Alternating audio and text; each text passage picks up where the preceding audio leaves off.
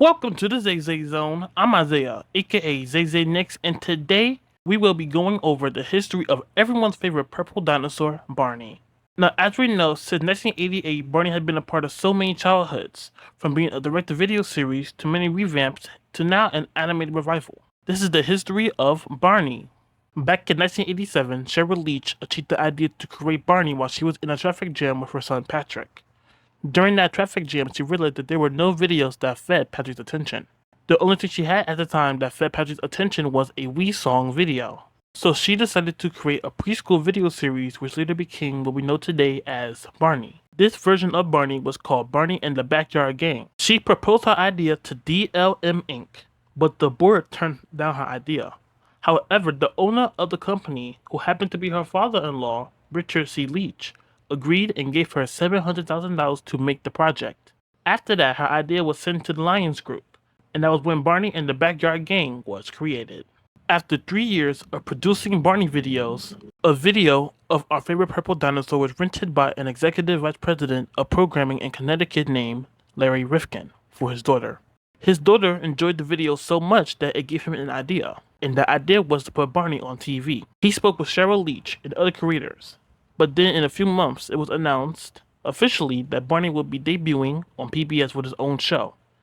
It was scheduled for an April 1992 release and would consist of 30 episodes. A $2.25 million grant was sent to the Lions Group and Connecticut Public Television to produce the new show, titled Barney and Friends. After the show's premiere, PBS, who was unimpressed with the show, decided to cancel Barney, as PBS couldn't afford to keep the show on. After the cancellation, many members of local PBS stations across the US and Canada, along with parents, called to object. And with that, PBS reversed their decision and PBS decided to pay $1.75 million for the renewal package. And from there, Barney just kept getting bigger, to the point where he was given his own feature film called Barney's Great Adventure in 1998. It didn't seem like nothing could stop Barney at this point. However, after the show's 6th season, the show went on a hiatus.